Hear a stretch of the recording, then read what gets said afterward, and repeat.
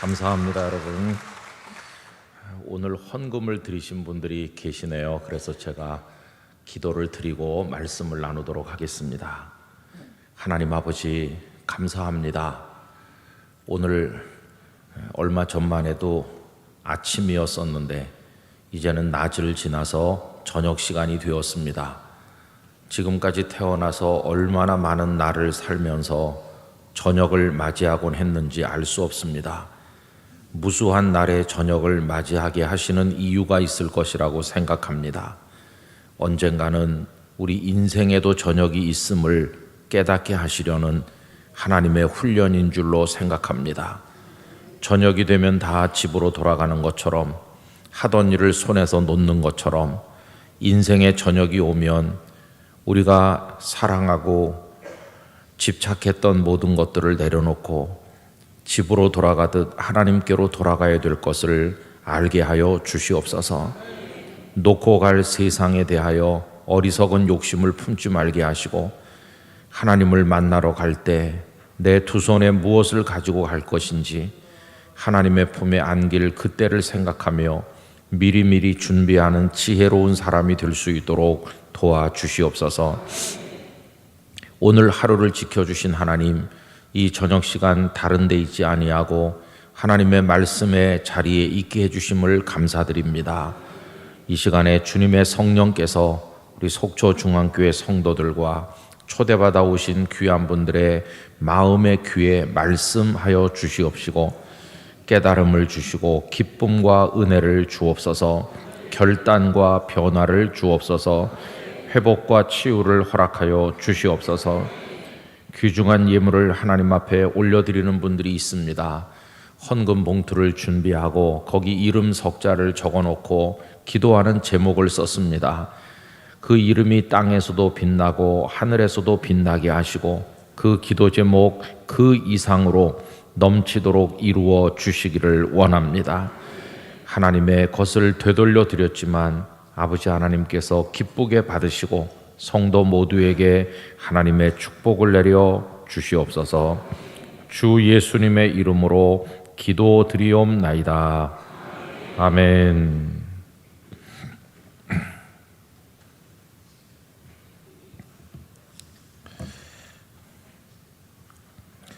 하루 동안 잘 지나셨어요? 네. 방금 전에도 기도한 것처럼 하루가 금방 지나고 저녁이 되고 또 금방 지나고 저녁이 됩니다. 저녁이 되면 다 집에 가는 것처럼 우리 인생에도 저녁이 올 겁니다. 근데 우리 하루의 저녁하고 인생의 저녁이 조금 다른 게 있습니다. 하루의 저녁은 계산이 가능합니다.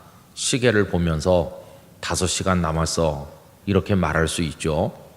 저녁을 예컨대 7시, 8시 이렇게 한다면 아직 몇 시간 남았어 라고 말할 수 있습니다. 그런데 인생의 저녁은 우리가 하나님의 부름을 받아서 떠나는 거니까 이거는 얼마 남았는지 알 수가 없습니다. 그냥 상식적으로 생각할 때 내가 한 50살 됐다 그러면은 그래도 우리나라 평균 수명이 있으니까 한 20-30년 더 살겠네 라고 생각하지만 그게 꼭 그렇게 되는 건 아닙니다. 새파랗게 젊은 청년도 하나님이 부르시면 어느 날 갑자기 저녁을 맞이하는 것이고 그런 거 아니겠어요? 그래서 여러분, 우리 인생을 두고 장담해도 좋을 사람은 아무도 없는 것입니다. 보험회사에 다니시는 분을 통해 얘기를 들으니까 우리나라 사람들 69세, 70 그 무렵이 가장 문제가 많이 생긴다고 합니다. 이 보험회사는 그 수많은 고객들을 상대하면서 그 데이터를 가지고 있는 거죠. 그러니까 어떤 분들은 굉장히 튼튼한 몸을 가지고 나는 지금까지 병원 문턱도 가본 적이 없어 이렇게 큰 소리 치는 분이 많잖아요.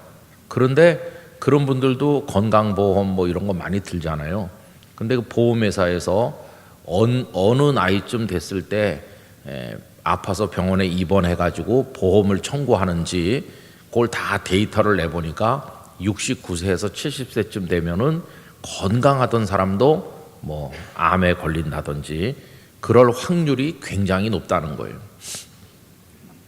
그러니까 보험 상품을 만들 때도 아주 팔팔하고 젊은 사람은 돈을 조금만 내도 되는데 나이가 많으면은 더 많이 내야 되는 이유가 다 그런 걸 분석해 가지고 나오는 겁니다. 근데 자기 몸을 가지고 장담할 사람은 아무도 없죠. 아무리 신체 건강하고 그런 것 같아도 어디서 무슨 병이 생기고 있는지를 우린 모르지 않습니까? 그래서 여러분, 우리 몸의 건강에 대해서 언제나 겸손해야 됩니다. 나는 쇳덩어리도 씹어 먹을 수 있어, 이런 말 하면 안 됩니다. 조심해야 되고 건강 관리도 잘해야 됩니다. 왜냐하면 이 몸이 하나님께서 우리에게 생명을 가지고 있는 동안에 사용하라고 주신 겁니다. 여러분, 생명이 이 안에 담겨 있어요. 이 땅의 생명이. 그러니까 이 몸이 망가지면은 그 생명도 병들게 돼 있어요. 병든 생명은 생명의 역할을 하기가 어렵습니다. 그래서 이 몸을 잘 관리하는 거, 이거 중요하다 하는 것을 알 수 있습니다. 그래서 여러분, 하루 세 끼 잘 챙겨 드시는 것도 중요하고요. 적절한 운동과 또 위생을 잘 하는 거, 이런 거 다 중요한 겁니다. 너무 과도하게 할 필요는 없겠죠. 그죠? 이 몸이 우상이 되면 또 곤란해요. 이 몸이 뭐 하나님이 다 되는 것처럼 그냥 몸을 너무 지나치게 위하는 분들, 또 그것도 또 좀 지나친 거죠. 부산에 있을 때 장로님께서 큰 목욕탕하고 헬스클럽 이런 거를 개업을 하셨어요. 그래가지고 저한테 그 회원, 고정 회원들을 이렇게 봤는데 저한테 1번 키를 주면서 목사님은 우리 헬스클럽의 영원한 1번 회원이십니다. 그러면서 매일 와서 한번 하라는 거예요. 이렇게 운동도 하고 이렇게. 근데 바쁘고 그러니까 참 죄송하게도 몇 번 못 갔어요. 어쩌다가 한 번씩 가보면은 갈 때마다 거기 어떤 여성을 한 분 만나요. 근데 그 여성은 진심으로 운동하는데 열심히 해요. 그러면 그 여성을 보고 제가 감동을 받았을까요? 그 여성 때문에 운동이 안 되더라고요. 왜 그러냐 하면 그 여성이 쓰러질까 봐. 그 여성은 운동을 하면 안 될 것 같은 몸매예요. 그냥 대꼬챙이 같이 말랐어요. 저 같은 사람이야 땀을 뻘뻘 흘리는 게 당연한데 그분은 운동을 하면 안 될 것 같은데 빨리 가서 조리하고 뭘 많이 먹고 그래야 될 것 같은데 저보다 일찍 와가지고 제가 갈 때까지도 계속 뛰고 있으니까 진짜 걱정이 돼가지고 제가 운동이 안 되더라고요. 그런 건 좀 지나친 겁니다. 지나친 거. 그리고 좀 적절하게 해야지 뭐든지 지나치면 이제 그런 거죠. 그래서 우리 몸에 대해서 우리 장담하면 안 되고 늘 겸손해야 된다, 그런 말씀 드릴 수 있고요. 또 하나는 아까도 말씀드린 것처럼 우리 생명에 대해서 장담하면 안 돼요. 생명에 대해서. 그래서 앞으로 살 날이 창창하게 많이 남았다 이렇게 하면서 하나님 앞에 교만하면 안 됩니다. 언제나 하나님께서 우리를 부르시면 갈 수 있는 준비를 해야 됩니다. 그래서 어떤 분은 밤에 자기 전에 매일같이 샤워를 하신대요. 자기 전에 피곤하면 들어와서 쓰러져 잘 수도 있는데 그분은 왜 매일같이 샤워를 하고 이렇게 주변 정리를 하고 자는가 했더니 의외로 간단하지만 마음에 충격을 주는 대답을 하더라고요.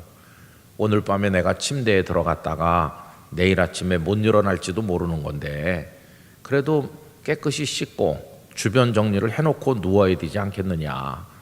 그래서 자신은 매일 밤 오늘 밤에 자다가 하나님께 갈지도 몰라 그 생각을 하면서 잠자리에 든다는 거예요. 간단한 말이지만 듣는 사람 마음에는 굉장한 무게와 충격을 주는 말이었어요. 이분은 늘 그렇게 진지하게 인생을 사는구나. 여러분, 이 죽음이라고 하는 것은 멀리 있는 게 아니라 우리 몸에 붙어 있습니다. 그런데 그게 앞에 있질 않고 배낭에다 매서 등 뒤에 지고 다니기 때문에 안 보이니까 멀리 있는 줄 알지만 그게 등에 붙어 있는 거예요. 등에 붙어 있다가 어느 날 갑자기 앞으로 획 돌아오면서 나 여기 있다 이렇게 하는 거예요. 그게 죽음이라는 거예요. 그래서 우리는 삶과 죽음이 동전을 뒤집는 거와 같아요. 그죠? 같은 건데 이렇게 뒤집어 보면 삶이고 또 뒤집어 보면 죽음이고 그런 거죠. 우리가 예수님을 믿음으로써 얻는 축복 가운데 가장 큰 것은 이 땅의 삶이 끝남으로 소멸되어서 온데간데 없이 없어지는 게 아니고 영원한 하나님 나라에서 영생을 누리게 된다는 게 예수님을 믿음으로 얻는 축복 중에 으뜸이에요. 여러분, 예수님을 잘 믿어야 됩니다. 제가 이제 부산에 있을 때 전도 집회를 많이 했어요. 그리고 이제 제가 처음 초대받아 오신 분들을 모셔놓고 여러 가지 말씀을 많이 했는데 한 번은 이런 얘기를 했어요. 어떤 책에 보니까 목사님 한 분이 길거리에 나가서 전도지를 나눠드리면서 하나님을 믿으십시오 이렇게 전도를 했대요. 하나님을 잘 믿으시고 천국에 가십시오 이렇게 했대요. 그랬더니 어떤 사람이 전도지를 보더니 획 버리면서 천국이 있긴 뭐 있어 그러면서 그냥 그걸 버리더라는 거예요. 그러면서 그 사람이 가면서 하는 말이 당신은 천국 가봤냐? 이렇게 하면서 그걸 버리더래요. 그래서 아니 뭐 안 믿으려면 안 믿으면 되는 거지 이렇게 빽 소리를 지르면서 이렇게까지 화를 내면서 가나. 목사님도 화가 난 거예요. 그래서 인사하면서 예 알겠습니다. 잘 사시다 지옥에 가십시오 이렇게 정중하게 인사를 했대요. 그랬더니 그 사람이 화가 머리끝까지 나가지고 달려와서 이 사람이 악담을 한다고 말이야. 왜 나한테 악담을 하느냐고 기분 나쁘게 왜 나보고 지옥 가라고 하냐고. 그래서 목사님이 이렇게 말했대요. 아니 뭐 천국 지옥 그런 게 없다면서요. 없는데 그게 왜 악담입니까? 없는 분한테는 악담이 아니죠. 그랬더니 혹시 있을지도 모르잖아 그러더라고요. 제가 그 책에서 그걸 읽고 많이 웃었어요. 혹시 있을지도 몰라서 기분이 안 좋다는 거예요. 여러분, 그러면 혹시 지옥이 있을지도 몰라서 기분이 안 좋다면 거꾸로 뒤집어 말하면 혹시 천국이 있을지도 모르잖아요. 그분 말대로 한다면 그러면은 하나님을 믿어두는 게 좋은 거 아니에요? 혹시 있을지도 모른다고 생각해서라도 믿어야 되는 거죠, 그죠? 그게 뭡니까? 보험 드는 거죠, 보험. 여러분, 우리가 뭐 화재 보험 뭐 이런 거 들 때 우리 집에 꼭 불이 날 줄 나는 확신한다. 그래서 화재 보험 드는 사람 있습니까? 한 사람도 없습니다. 암 보험 드는 사람이 나는 확실하게 몇 년 안에 암에 걸릴 걸 나는 믿어. 그래서 암 보험 드는 사람 없어요. 다 암 안 걸리길 바라고 화재 안 나길 바라지만은 혹시 모르니까 보험 드는 거잖아요. 그래서 제가 그때 초대받아 오신 손님들에게 혹시 천국이 있을지도 모르니까 하나님을 믿으시고 보험 들어두세요 그랬는데, 그때 해운대 바닷가에 사는 금은방 주인께서 그날 처음 부부가 온 거예요.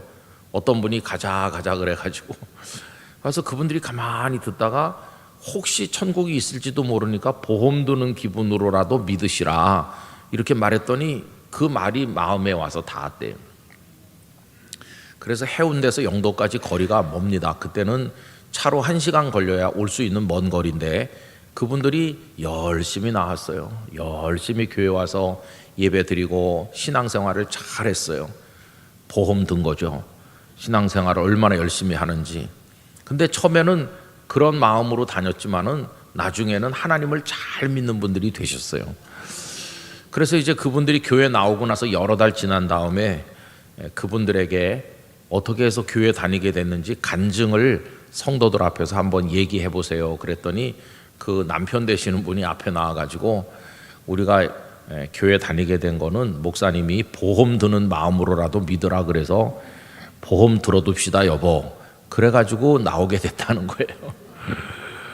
오늘 여기 처음 오신 분이 계시면 보험을 드시기 바랍니다.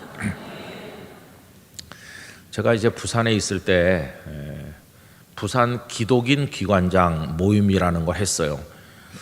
그래서 제가 그 모임을 12년 동안을 매일은 아니고 매주일 한 번씩 모였어요. 매주 화요일 아침 7시에 부산의 어느 호텔에서 7시부터 7시 40분까지 제가 성경 말씀을 이렇게 가르치고 인도해 드리고 그리고 조식 뷔페를 같이 먹고 이거를 12년 동안 했어요. 그리고 거기는 어떤 분들이 오느냐 하면은 기관장들이 오시기 때문에 이제 뭐 부산 고검에 고검장이 새로 부임해 오거나 부산 경찰청장이 새로 오거나 무슨 뭐 법원장이 오시거나 무슨 부산에 오는 해양경찰청장 뭐 관공서의 장으로 오시는 분들이 있잖아요. 뭐 굉장히 다양한 정부 기관이 있으니까 뭐 병무청장도 오시고 뭐 이런 분 저런 분 대학 총장 뭐 병원 큰 종합병원 병원장 뭐 백화점 사장님도 온 적도 있고 이제 그런 분들이 한 30명, 40명 이렇게 화요일마다 모였어요. 근데 그 기관장들이 오래 있진 않더라고요. 뭐 경찰이든지 검사, 뭐 판사 이런 분들 한 1년 조금 있으면 또 다른 지역으로 옮기고 그래가지고 많은 분들이 이제 거길 거쳐갔어요. 저는 이제 그분들하고 만나서 늘 성경 공부를 같이 했는데 한 번은 누가 열심히 왔느냐 하면은 부산에 롯데 호텔이 있거든요. 롯데 호텔 본점은 서울의 그 소공동에 있고 전국에 롯데 호텔, 롯데 백화점 이런 게 많잖아요. 근데 부산 서면에 롯데 호텔이 있는데 그 호텔 사장님이 이제 새로 오셔서 그 성경 공부 모임에 열심히 오셨어요. 그래서 이제 아침을 먹으면서 이런 얘기 저런 얘기 하다가 제가 그 사장님에게 이렇게 말했어요. 사장님, 그 롯데에 몸담은 지가 수십 년 되시는데 그래 지금 사장까지 되셨는데 그 신 회장님, 그 돌아가신 신격호 회장님 아시죠? 롯데그룹의 옛날에 그 신 회장님을 전도해야 되는 거 아닙니까? 그냥 직장 상사 회장님으로 모시지만 말고 그분에게 예수님을 믿으시라고 누군가는 전도를 해야 될 거 아니겠어요? 그랬더니 그 사장님이 하시는 말씀이 글쎄 말입니다. 우리 회장님도 하나님을 믿으셔야 될 텐데 내가 늘 마음은 있긴 있는데 회사 모임에 가서 같이 있으면은 그 말이 잘 안 나와요. 그래서 회장님 예수님을 믿으세요. 이 말을 못 하는데 참 큰 숙제입니다. 이렇게 얘기하더라고요. 그러더니 조금 있다가 참 우리 회장님한테 전도하는 사람이 한 명 있긴 있네요. 그래서 누가 전도합니까? 그랬더니 그 서울의 소공동 롯데 호텔 그 본점이죠. 거기가 그 호텔 안에 이발하시는 이발사가 계시는데 그 이발사가 회장님한테 전도한다는 거예요. 그래서 어떻게 이발사가 전도를 하냐 그랬더니 그분이 나이가 70이 넘으셨는데 머리를 잘 깎는데요. 그래서 그 회장님이 이발하러 거기 오시곤 했대요. 그럼 아무리 회장이라도 이발하는 동안엔 앉아 있어야 되잖아요. 그러니까 마음 놓고 이발하면서 이런 얘기 저런 얘기 하는 거예요. 근데 이발사 이분도 평범한 인생을 산 분은 아니고 젊어서 조폭 세계에서 험한 인생을 살았어요. 그 험한 인생을 살면서 인생이 참 힘들었는데 그 어머니는 아들을 위해서 열심히 기도하는 분이셨대요. 근데 아들이 조폭이 돼가지고 저렇게 사니 어머니 가슴이 갈갈이 찢기는 거죠. 근데 그 어머니가 마지막에 위중한 가운데 계시면서 유언처럼 꼭 하나님을 믿고 그 험한 세계에서 나와서 새 인생을 살라. 이래서 그분이 어머니의 그 마지막 눈물의 호소에 마음이 녹아내려서 그 세월에 지난 모든 것을 다 청산하고 그리고 예수님을 믿은 거예요. 근데 그런 분들이 예수님을 믿으니까 누구보다도 열심히 잘 믿는 거예요. 그래서 그때는 아주 신앙생활을 잘 하시는 분이 됐고 이발 기술을 배워가지고 그 소공동 호텔 안에까지 진출했을 정도니까 이발사로서는 아주 굉장히 성공한 거죠. 그리고 아드님은 목사가 돼서 제가 그 얘기를 들을 때 그 이발사의 아드님은 미국에 신학을 공부하러 유학을 가 있다. 그런 얘기를 제가 들었어요. 근데 그 이발사 그분이 이제 그 신 회장님에게 전도를 한다는 거예요. 하루는 이발을 마치고 자네 수고했네. 다음에 보세. 그러면서 이렇게 옷을 입고 나가는데 이분이 따라 나가면서 회장님 참 오늘 불쌍해 보이시네요. 이렇게 말을 했대요. 아니 우리나라 손꼽는 재벌 회장님 보고 불쌍하다고 말하니까 이 어른이 나가다 말고 멈춰 서더라는 거예요. 그러면서 정색을 하고 다시 말해보게. 뭐라고 그랬어? 회장님이 불쌍하다고요. 들어와서 다시 앉으면서 내가 불쌍해? 나한테 불쌍하다고 말하는 사람 그동안 없었는데 내가 왜 불쌍한지 말해보라고. 그래서 이분이 이렇게 말했대요. 회장님, 죽으면 회장님은 어디 가십니까? 죽으면 가실 땐 있으세요? 넌 갈 데 있냐? 그래서 전 갈 데가 확실히 있죠. 어디 가는데? 저야 우리 아버지 계신 천국으로 가죠. 근데 회장님은 갈 데가 있습니까? 그러니까 가만히 있으시더라는 거예요. 그래서 이분이 회장님, 재벌이시고 세상에서 부러운 게 없고 뭐 굉장하신 거 다 알지만은 누구나 다 한 번은 가게 돼 있는데 꼭 하나님을 믿으셔야 됩니다. 꼭 하나님을 믿으시고 꼭 천국에 가셔야 됩니다. 이렇게 간절하게 얘기하니까 이제 그분이 하는 말이, 그러게 말이야, 아닌 게 아니라 우리 후손들 중에도 예수 믿는 애들이 있어. 뭐 자손들이 많이 번성했으니까 그 중에 누군가는 교회를 다니는 사람이 있을 거 아니겠어요? 할아버지도 교회 다녀야 돼. 그런 애들이 있어. 그래, 자네 얘기를 듣고 보니까 그렇긴 한데 내가 한번 가서 진지하게 생각해 보겠다. 그러면서 그분이 가셨대요. 그리고 이제 시간이 지난 다음에 그분이 다시 오셨을 때, 그래, 신앙생활 하는 데 대해서 진지하게 생각해 보셨습니까? 그랬더니 내가 많이 알아봤다고. 예수 믿으려면 뭘 해야 되는지, 주일날 교회 가서 예배를 드린다, 성경책을 읽는다, 뭐 이런 거 저런 거 많이 알아봤대요. 알아본 게 사실인 것 같아요. 알아봤고 뭐 다 할만한 거더라고. 그냥 가면 되는 거고 예배 드리면 되고 뭐 시키는 대로 다 하면 되겠더라고. 다 알아봤는데 아직 한 가지가 해결이 안 돼서 결정을 못 하고 있다고 그러더래요. 한 가지가 마음에 걸려. 그래서 회장님, 그 한 가지가 뭡니까? 그랬더니 나한테 말해주는 사람이 열심히 믿으려면 11조를 드리셔야 되는데요. 그랬는데 11조가 너무 많아. 그러더라는 거예요. 그러면서 내가 생각 좀 더 해보겠다. 제가 그 얘기를 듣고요, 참 여러 가지 생각이 들었어요. 여러분, 성경책에서 하나님이 우리에게 주신 것 중에 10분의 1을 바쳐라 이렇게 했는데, 그래서 11조 예물을 드리는데 많이 벌지 않는 사람은 별 부담 없이 11조 예물을 드려요. 감사합니다 하나님 그러면서.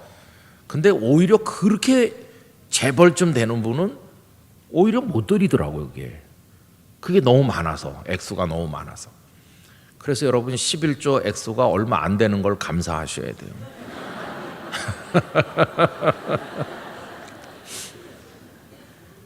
참 이상한 역설이잖아요. 이상한 역설. 근데 그 후로 이제 몇 해 지나다가 그 어르신이 세상을 떠나셨다고 뉴스에 나오더라고요. 전 그분이 하나님을 믿고 가셨는지 잘 모르겠어요.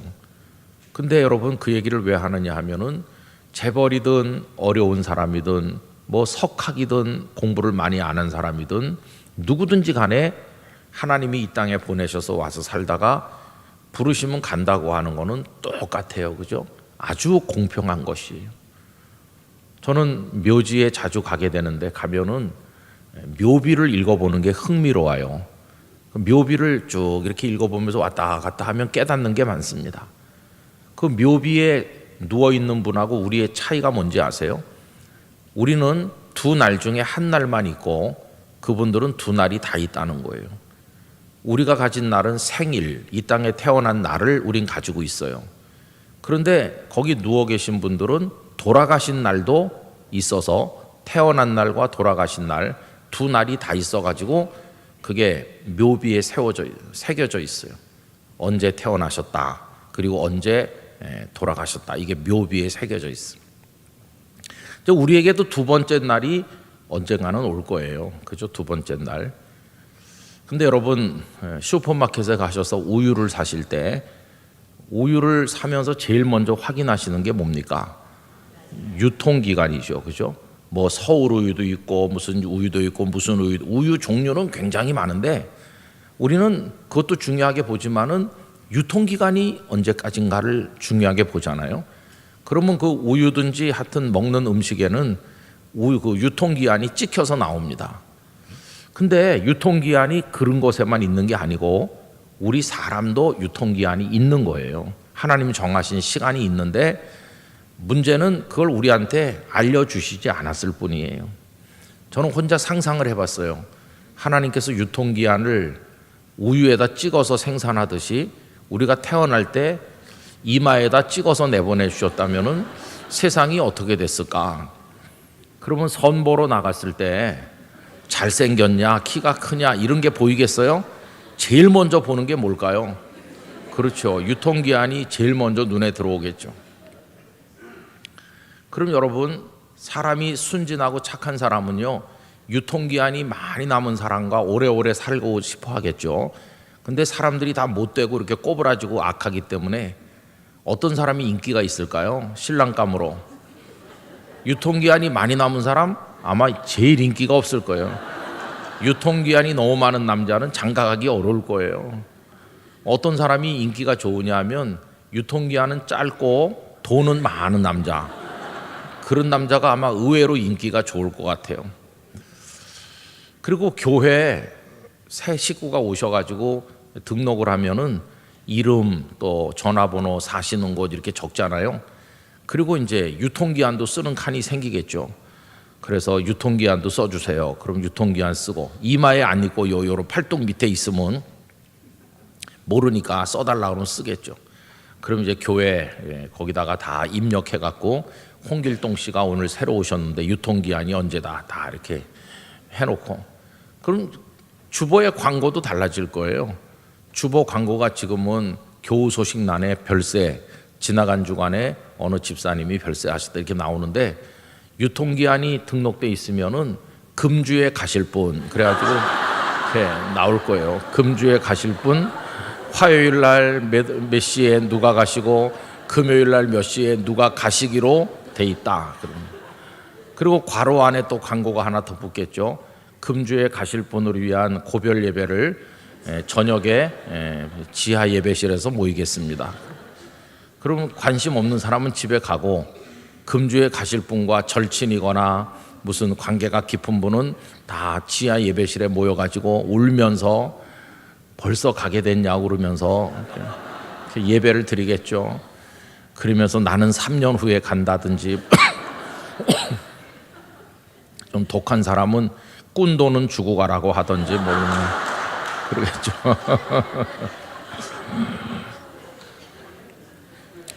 근데 여러분 이 얘기가요 웃자고 하는 얘기가 아니라 그게 우리 인생 이야기예요. 인생 이야기. 다 아시는 얘기죠, 그죠? 그래서 내가 하나님을 믿고 저 같은 사람 목사가 됐는데 그럼 내가 이 세상에 직업도 많고 뭐 하늘 일도 많은데 어떻게 내가 하나님을 믿어서 목사가 됐을까? 그러면 이제 목사가 많은 우리 성도들에게 만나는 많은 사람들에게 평생 해드리는 얘기가 많은데 평생 해드리는 얘기 중에 가장 중요한 얘기는 우리 인생이 유한하다는 거, 우리는 하나님으로부터 나왔는데 죄 가운데서 이렇게 됐다는 거, 그래서 이걸 구원받기 위해서는 하나님을 믿고 하나님의 자녀가 되어서 영원한 생명의 축복을 받아야 된다는 거. 그 과정에 우리가 지은 죄를 위해서 예수님은 십자가에 달려 우리 죄를 씻어주신 그리고 부활하신 그런 이야기를 일평생 하는 거죠. 그게 예수님을 믿는 가장 기본 중에 기본이에요. 그렇게 예수님을 잘 믿는 사람이 이 땅을 살아가는 동안에 착하게 살아야 되고 바르게 살아야 되고 하나님의 뜻을 이루면서 살아야 되고 여러 가지 그런 정신으로 가정생활도 해야 되고 또 직장에 가서도 잘해야 되고 뭐 여러 이야기가 이 성경에서 다 흘러나오고 있는 거죠. 오늘 이 둘째 날 저녁에 오신 분들 모두가 다 우리 주님을 잘 믿으시기 바랍니다. 언젠가 우리의 삶이 끝나는 그날이 오면 슬픔의 마무리가 아니라 영원한 천국에서의 삶이 시작되는 축복을 누리시기를 바랍니다. 그런 소망을 가지고 이 땅에 살아있는 동안 주어진 생명을 복되게 아름답게 살아나가야만 되겠습니다. 오늘 새벽에 제가 이제 읽었던 누가복음 6장 말씀을 가지고 오늘 새벽에 무슨 얘기를 들었냐 하면은 어려운 사람은 어려운 일이 자꾸 더 생긴다 그런 얘기를 했습니다. 그러면서 이 오른손 마른 사람이 회당에 들어와 가지고 절망 중에 앉아 있었는데 어쩌녁에 드린 말씀은 그래도 그가 포기하지 않고 거기 있었다는 게 얼마나 중요한가. 우리도 아무리 어려워도 주님을 만날 자리에 있어야 된다. 어제 그 얘기를 드렸잖아요. 근데 주님이 그 회당에 딱 들어오시는 순간 이 사람 마음속에 흥분과 기대가 일어났어요. 아니, 오늘 예수님이 우리 회당에 오시다니. 예수님은 병든 사람들을 고쳤다고 소문이 자자한데, 저분이 오늘 나를 고쳐주시면 얼마나 좋을까. 이렇게 예수님께 대한 기대하는 마음이 확 그 가슴 속에 살아 올라오고 그 사람 눈이 반짝반짝하고 생기가 돌고 그러는데, 문제는 거기 그 회당 안에 서기관과 바리새인들이 있었다는 거예요. 이 서기관과 바리새인들은 안식일에는 아무 일도 하면 안 된다. 아픈 사람, 장애가 있는 사람을 고치는 것도 죄다. 안식일 날은 아무것도 하면 안 되기 때문에 환자를 이렇게 돌볼 때 그 환자의 병세가 좋아지면, 호전되면 그건 하나님 앞에 일하는, 치료라는 일을 하는 죄다. 이렇게 생각하는 이상한 사람들이었어요. 그래서 오늘 새벽에 읽은 그 앞절의 말씀에 보면 서기관과 바리새인들이 예수님이 이 손 마른 사람을 고칠 건가 안 고칠 건가를 쫙 이렇게 보는 거예요. 만약에 예수님이 그 사람을 고치면 안식일 규정을 어긴 죄를 지은 걸로 해가지고 예수님을 고발할 수 있는 거죠. 안식일 어겼다, 아무 일도 하지 말라는 말씀을 어겼다, 이렇게 고발하려고 그러는 거예요. 그러면 그 오른손 마른 사람이 예수님이 회당에 들어오실 때 가슴이 뛰고 기뻤었는데, 서기관과 바리새인들이 싸늘한 눈초리로 쳐다보는 걸 보고 회당 안의 분위기가 벌써 냉랭해지고 가라앉았잖아요. 어휴, 이 사람들 때문에 저 예수님이 나를 고치는 일을 못하겠구나, 이렇게 절망했을 거 아니겠어요. 서기관과 바리새인들은 유대 사회를 줬다 폈다 하는 사람들인데, 그 사람들 눈 밖에 나면은 유대 사회에서 살기가 어렵거든요. 근데 이 서기관과 바리새인들이 예수님을 미워하니까 지금 예수님이 하는 모든 일이 못마땅하거든요. 그래서 이 사람들이 예수님이 그 사람을 고치는지 어떤지를 지금 아주 매서운 눈으로 지금 감시하면서 쳐다보고 있거든요. 그러니까 이 손 마른 사람이 예수님을 보고 기대를 가지고 흥분했었는데, 아이고 틀렸네, 이렇게 포기하고 낙담하게 되지 않겠어요? 그런데 여러분, 예수님은 다른 사람들이 증오의 눈으로 바라보거나 방해를 한다고 해서 사랑을 멈추시는 분이 아니세요. 아무리 남들이 뭐라고 비난을 해도 예수님은 사랑할 사람을 사랑하시는 우리 주님이세요. 바리새인 서기관들이 아무리 예수님을 증오의 눈으로 쳐다봐도 예수님은 그것 때문에 기가 꺾이는 분이 아니세요. 예수님이 왜 이 땅에 오셨나요? 예수님이 이 땅에 오신 목적은 우리를 사랑하시기 위해서입니다. 우리를 사랑하시기 위해서 오셨어요. 다른 사람들은 다 우리에게 뭘 뜯어내고 얻어내고 우리를 이용하고 우리를 자기 곁에 둠으로써 자기가 유익하게 되려고 우리에게 접근하는 사람이 많은데, 이 세상에는 아주 드물게 사랑을 위해서 우리에게 다가오는 분들이 있죠. 가장 이 세상의 대표적인 분은 부모님이시죠.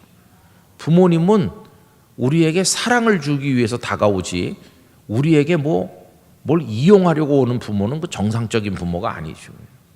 그런데 때로는 부모님도 요구할 때가 있고 그런다 할지라도 주님은 100% 당신을 우리에게 주시기 위해, 사랑하기 위해서 오신 분이세요. 그러니까 좋은 사람 많이 만나는 거 중요하지만 제일 반드시 먼저 만나야 될 분은 주님이세요. 주님. 사랑해 주시려고 오신 분이니까. 그런 분을 안 만나면 누굴 만나겠어요. 그죠? 그래서 주님을 꼭 만나야 돼요. 주님은 우리 인생이 병든 채로, 쪼그라드는 채로, 잘못 망가진 채로 한쪽 구석에 쪼그리고 앉아있는 거 너무나 마음 아파하십니다. 내가 너를 이 세상에 보낼 때 그렇게 살라고 보낸 게 아니야. 내 사랑하는 아들, 딸이 그렇게 주눅이 들어서 구석에 쪼그리고 앉아서 엉엉 울고 있는 거 나 그거 못 봐. 나는 내 사랑하는 사람들이 어깨를 펴고 두 날개를 치면서 솟아오르듯이 그렇게 살길 원하지, 이렇게 사는 거 내가 원하지 않아. 그게 주님의 마음이에요. 그래서 주님은 그 회당에 오긴 왔지만 길을 못 보고 길을 펴지 못하고 저주받은 자로 낙인 찍힌 채로 한쪽 구석에 늘 쪼그리고 있는 이 손 마른 사람을 그대로 두시지 않으셨어요. 오늘 읽은 본문 말씀을 다시 한번 보실까요? 여러분 8절 우리 다 같이 읽어보실까요?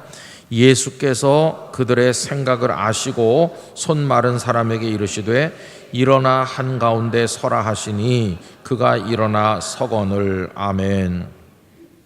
예수께서 그들의 생각을 아시고, 그들이 누구예요?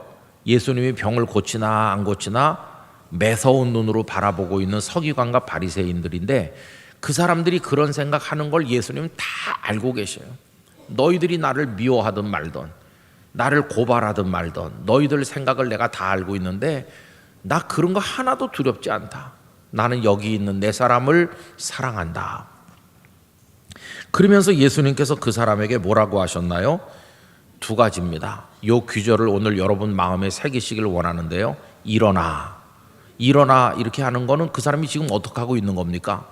쪼그리고 앉아 있는 거. 이 사람이 풀이 죽어서 쪼그리고 앉아 있는데 주님은 일으키시는 거예요. 일어나라는 것이. 일어나. 그래가지고 어디 서라고요? 저 구석에 변두리에 눈에 보이지 않는 곳에 숨듯이 그렇게 있지 말고 누구나 다 바라볼 수 있는 센터에 한가운데 서라. 이게 주님이 우리 인생에 대해서 원하시는 거예요. 너 쪼그리고 앉아있지 마. 벌떡 일어나라. 벌떡 일어나서 구석에 있지 말고 한가운데로 나와. 당당하게 서라. 당당하게. 그게 주님이 그 얘기 하신 말씀이에요. 저는 그 말씀을 오늘 우리에게 하시는 줄 믿습니다. 일어나라고 하세요. 일어나라고. 힘내서 일어나라. 왜 주저앉아 있는 거야? 왜 바닥에 엎드려 있는 거야? 일어나. 힘내. 이렇게. 여러분 일어나시기 바랍니다. 여러분의 인생이 일어난 인생이 되시기를 바랍니다. 그리고 한가운데 나오시기 바랍니다. 한가운데 구석에 숨어 있지 말고 눈에 안 띄는데 응달에 있지 말고 모두가 바라보는 한가운데 더 서는 거예요. 그게 주께서 우리 인생이 그렇게 되기를 원하시는 거예요. 제가 이제 어제 저녁에 개봉박도 한 숨겨둔 얘기가 있다고 그랬는데 그 얘기를 해보려고 합니다. 제가 중학교 3학년 이제 다닐 때인데요. 근데 저희 가족이 아주 단촐해요. 저희 가족 스토리는 좀 마음이 아픕니다. 제가 자랄 때는 아버지, 어머니, 저 이렇게 세 식구뿐이었어요. 그런데 제가 중학교 3학년 다닐 때 제가 좀 많이 아팠습니다. 4월 5일은 학교 가지 않는 식목일 공휴일이었어요. 그때는. 그런데 교회에서 제가 중등부 중학생들 모임에 회장을 하는데 그때 교회 중학생들이 한 200~300명 됐습니다. 근데 이제 제가 회장을 하는데 4월 5일 학교 안 가는 날이니까 그날 교회에 다 같이 모여서 우리 중등부 학생들이 뭘 했어요. 근데 제가 아침에 깨니까 열이 펄펄 나면서 갈 수가 없었어요. 그래서 이제 못 가고 연락을 했어요. 내가 너무 몸이 아파가지고 못 갑니다. 그리고는 간신히 점심때 잠깐 갔다 왔어요. 점심때쯤 해서 억지로 갔다가 1시간도 못 있고 다시 돌아왔습니다. 그리고 이제 끙끙 앓은 거죠. 이제 4월 6일이 됐습니다. 어머니가 저를 깨우면서 많이 아프니 좀 일어나 봐라. 좀 정신 좀 차려 봐라. 그리고 오늘은 학교를 가야 되는데 웬만하면 학교를 가야 되지 않겠어? 그때가 중3이거든요. 여러분 그때는 제가 이미 말씀드린 것처럼 고등학교를 명문 고등학교들이 있어가지고 입시를 치던 때예요. 제가 1차 시험에 떨어져서 2차 고등학교 간 얘기를 했었는데 어제 제가 1차 시험에 떨어진 이유를 이제 얘기하는 거예요. 그래가지고 어머니가 저를 학교 가야 되지 않겠느냐 이렇게 깨웠는데 그러면서 냉수를 한 그릇 이거 마시고 정신 차려봐. 그 제가 이제 억지로 일어나서 이부자리에 앉은 채로 그 물을 받아가지고 이렇게 마셨어요. 마셨는데 물이 입으로 들어가야 되는데 그냥 다 쏟아지는 거예요. 분명히 나는 물을 마셨는데 이게 입으로 안 들어가는, 보니까 여러분 와사풍이라는 거 아시죠? 얼굴 이렇게 돌아가는 거, 꼭 그런 거 비슷하게 됐어. 얼굴이 이렇게 확 돌아가 있고 아주 심하게. 그러니까 이제 물을 이게 갖다 댔는데 제대로 못 마신 거예요. 그리고 얼굴만 돌아간 게 아니라 이 몸이, 이 상체가 뻣뻣해져 있으면서 이렇게 잘 안 되더라고 이게. 그래서 그때부터 학교는 접어놓고 병원 순례를 시작했어요. 그래서 이 병원 저 병원 웬만한 병원은 다 가봤어요. 서울에 유명하다는 병원들 다 가보는 거죠. 아버지는 장로이셨고 어머니는 권사이셨고 저는 명색이 중동부 회장이고, 그러니까 우리 가족은 기도했어요. 하나님 저를 좀 낫게 해주세요. 제 병을 고쳐주세요. 이렇게 했는데 부모님도 간절히 기도하시고, 그런데 병원을 계속 다녀도 다 검사를 해보면 뭐 정상이라고 그래요. 아무 이상이 없는데 왜 그런지 잘 모른다. 그러면서 세브란스 병원에 갔을 때는 그 의사 선생님이 저보고 아무 이상이 없으니까 집에 가서 마음을 편안하게 가지고 푹 쉬어보라고. 그게 그분이 주신 처방이었어요. 마음이 편안해질 수가 있겠습니까? 친구들은 좋은 고등학교 간다고 열심히 공부하는데 마음이 편할 수가 있겠어요? 마음 편안히 먹고 푹 쉬라고 하는 말이 그냥 이대로 죽어라, 꼭 그렇게 들리는 것 같아요. 참 힘들더라고요. 그렇게 하기를 4월, 5월, 6월, 7월, 8월. 그래도 그때만 해도 설마 이걸 고칠 의사가 없겠나 그렇게 생각을 했어요. 근데 여름이 지나가니까 그때는 아주 절망이 찾아오더라고요. 한 번은 제가 누워서 잠이 들었는데 뭐가 뜨거운 게 떨어져서 얼굴에 눈을 이렇게 뜨려고 하다 보니까 어머니가 제 얼굴 위에 이렇게 엎드려서 눈물을 흘리면서 기도하시는 중이었어요. 그래서 다시 눈을 감고 자는 척 했어요. 근데 어머니는 흐느껴 울면서 눈물이 툭툭 떨어져 제 얼굴에 그 눈물이 떨어지면서 기도가 딱 한마디였어요. 하나님, 차라리 저를 데려가시고 이 아이를 살려주세요. 그거를 계속 하시는 거예요. 차라리 저를 데려가시고 이 아이를 살려주세요.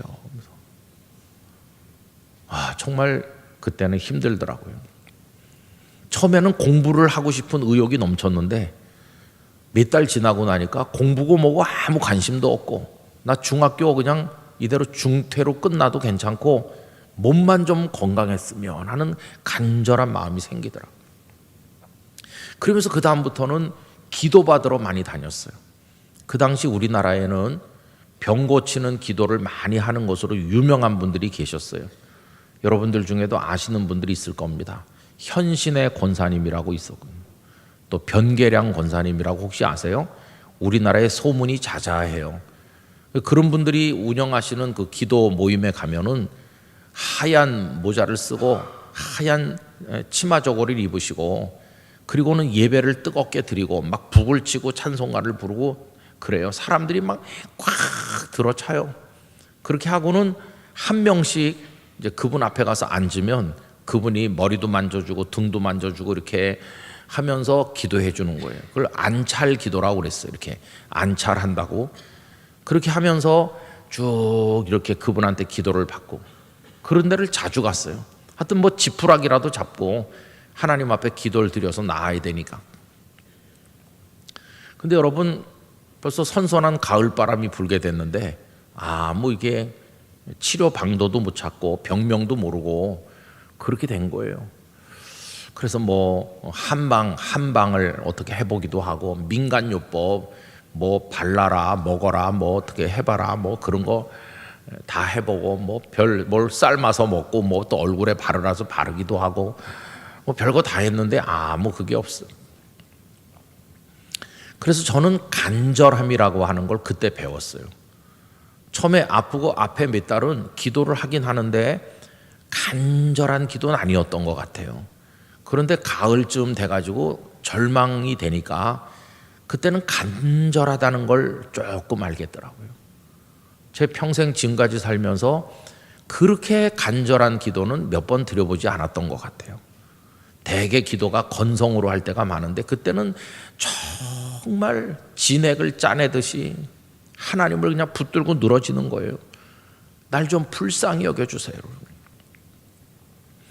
근데 이제 가을이 돼서 한 9월 달쯤 된 것 같아요. 근데 서울 영등포 그 신길동 쪽에 사는 어떤 다른 교회 다니는 권사님이 연결이 됐어요. 그 권사님은 그냥 평범한 가정주부입니다. 근데 그 권사님이 기도를 많이 하시는 분이라고 그래요. 근데 아마 그분이 제 소식을 들은 것 같아요. 그리고는 저를 위해서 중학생이 그렇게 아프다고 하니까 불쌍한 마음으로 혼자서 여러 날 금식 기도를 하셨대요. 저를 위해서. 근데 그분이 저를 한번 만나보고 싶어 한다고 그래요. 그래서 이제 어머니랑 같이 그분 댁에 찾아갔어요. 그냥 평범한 가정집인데 가가지고 이렇게 그러니까 내가 네 얘기를 어디서 듣게 돼가지고 너를 위해 기도해주고 싶은 생각이 들어서 며칠 동안 하나님 앞에 기도를 했는데 보고 싶은 생각이 들어서 이렇게 오라고 그랬다. 그러면서 그 권사님이 저한테 이제는 기도를 하긴 하는데 그냥 하지 말고 하나님께 이렇게 기도해보면 어떻겠느냐 하시는 거예요. 그 기도가 이겁니다. 하나님, 저를 고쳐주시면 목사 되겠습니다. 이렇게 해라. 그냥 낫게 해주세요 하지 말고 고쳐주시면 목사 되겠습니다. 그렇게 해라. 저도 요만했을 때는 목사 된다고 했었거든요. 근데 이제 나중에는 목사 되기가 너무너무 싫었다고 그랬잖아요. 근데 그때는 일단 낫고 봐야 되니까 나중은 나중이고 그래서 이제 하나님과 협상을 시작했어요. 하나님, 제가 계속 아파봤자 하나님께 득되는 게 뭐 있습니까? 저를 고쳐주시면 제가 목사 되겠습니다. 이렇게 기도를 했어요. 아유, 그때 참 너무 사람이 간사하죠, 그죠? 어쨌든 그런 기도를 했어요. 근데 이제 11월 한 하순쯤 돼가는 것 같아요. 이제 1월 달이면 고등학교 입학시험 쳐야 되는데 저는 학교도 제대로 못 가고 이게 뭡니까? 공부도 못하고 그냥 1년이 그냥 날아가는 거잖아요. 11월 이제 하순쯤 돼가는 때인데 누가 이렇게 말하는 거예요. 그 서대문 로타리에 가면은 거기 어떤 교회가 있는데 거기 아픈 사람들이 많이 와서 기도한다고 하더라. 너 거기 가봐라. 서대문 로타리에 수요일 저녁에 예배 드릴 때 기도해 준다고 그러더라고요. 그 수요일 저녁에 부모님과 같이 갔습니다. 예배당이 엄청 크더라고요. 몇천 명 앉을 수 있는. 사람이 점점 들어차는데 처음에는 그 기도원의 권사님들처럼 한 명씩 이렇게 해주는 줄 알고 일찍 가야 일찍 기도받고 집에 오지. 그래가지고 일찍 갔어요. 가서 요 앞에 한 서너 번째 앞자리에 앉았어요. 근데 나중에 보니까 2층까지 사람이 꽉 찼는데 이 많은 사람을 언제 기도해 주지? 밤새도 못 해주겠다. 그런 생각이 들더라고요. 근데 뭐 시간이 되니까 그냥 다른 교회 수요 예배랑 똑같아요. 그냥 평범한 예배가 진행되는 거예요. 그러더니 어떤 목사님이 나와가지고 한 30분 설교하고 그리고 기도하고 그 기도는 언제 해주지? 한 명씩 해주는 거 언제 해주지? 이렇게 의아한 생각이 들었어요. 근데 그 목사님께서 설교하고 기도가 끝난 다음에 이렇게 하는 거예요. 여러분, 이제 오늘 병든 사람을 위해서 기도하겠습니다. 아, 이제부터 시작하는가 보다. 병든 사람들은 그 자리에 다 일어나시기 바랍니다. 아, 이렇게 하는구나. 한 명씩 해주는 게 아니라 그냥 몽땅 일으켜 놓고 하는구나 생각했어요. 그래서 나는 이제 일어났죠. 당연히 그곳에서 왔으니까. 그래서 저는 이렇게 일어나고. 근데 드문드문 일어나는 줄 알았어요. 드문드문 여기저기서 환자들이 일어나고 건강한 사람들은 앉아 있을 줄 알았는데 이게 웬일입니까? 전원 싹 일어나더라고요. 전원. 그때 정말 제 마음에 얼마나 야속한 생각이 드는지. 왜냐하면은 하나님께서 그날 요만한 은혜 덩어리를 우리한테 주시면 뜯어먹으러 온 사람이 너무 많아가지고 이게 내 입에 들어올 게 없어 보이는 경쟁자가 너무 많아요. 경쟁자가 2층까지 꽉 찼어요. 아휴, 이 사람들이 다 아프단 말인가? 장차 아플 걸 대비해서 미리 일어났나? 별 생각이 다 들었어요. 근데 하여튼 그렇게 일어났어요. 일어났더니 그 목사님이 각자가 자기 아픈데 손을 대라는 거예요. 근데 저는 일단 얼굴이 이렇게 돌아갔으니까 제 두 손으로 얼굴을 이렇게 하고 아버지 어머니가 옆에서 제 이렇게 상체에다 손을 대고 그리고 이제 기도를 하는 거죠. 그 목사님께서 하나님 여기 많은 환자들이 왔습니다. 불쌍한 하나님의 자녀들이 왔는데 주님의 능력으로 치료해 주십시오. 간절하게 기도를 하고 뭐 기도를 오래 하는 것도 아니에요. 한 2, 3분 기도를 하고 그리고 또 앉으라고 그래서 다 앉았어요. 근데 무슨 뭐 어디가 뜨거워지거나 뭔가 이렇게 확신이 오거나 그런 것도 아니고 그냥 맹숭맹숭한 게 뭐 그냥 이대로 끝나고 집에 가는 건가? 너무나 허탈한 게 그렇더라고요. 근데 이제 그 다음이 놀라운 얘기였어요.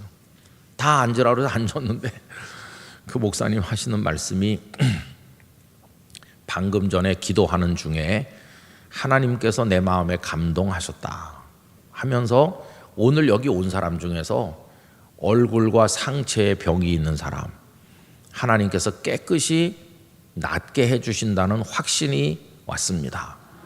그러면서 그런 사람 있으면 그 자리에 일어나시기 바랍니다. 그런 사람 있으면 일어나라고 그러는데 아무도 안 일어나네요. 아무도 안 일어나요. 그러니까 목사님이 2층에 없어요? 아래층에 없습니까? 틀림없이 있을 텐데 그런 사람 일어나라고 한참 얘기했어요. 아무도 안 일어나는 거예요. 근데 어머니가 저보고 야, 너 일어나라.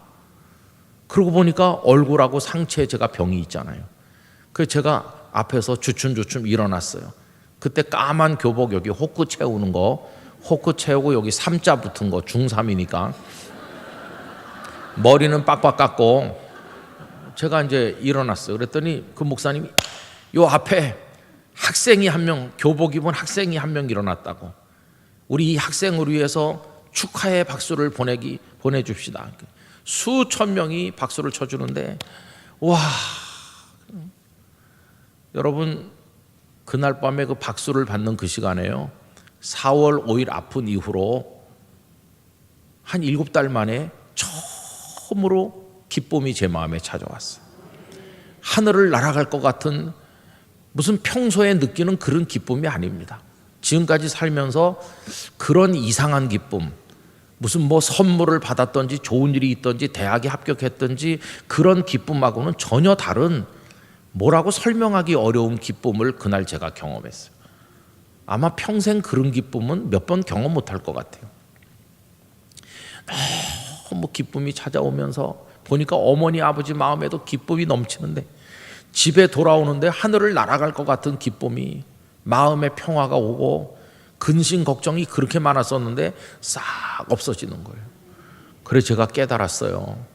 하나님은 눈에 보이는 현상을 회복하기 전에 영혼부터 고치시는구나. 심령부터 평안케 하시는구나. 그걸 깨닫게 됐어요. 얼마나 행복한 밤인지 몰라요.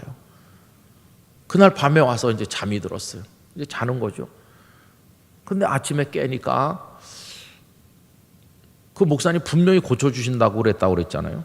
아침에 깨니까 조금 어저께랑 다른데 그런 느낌이 들었어요.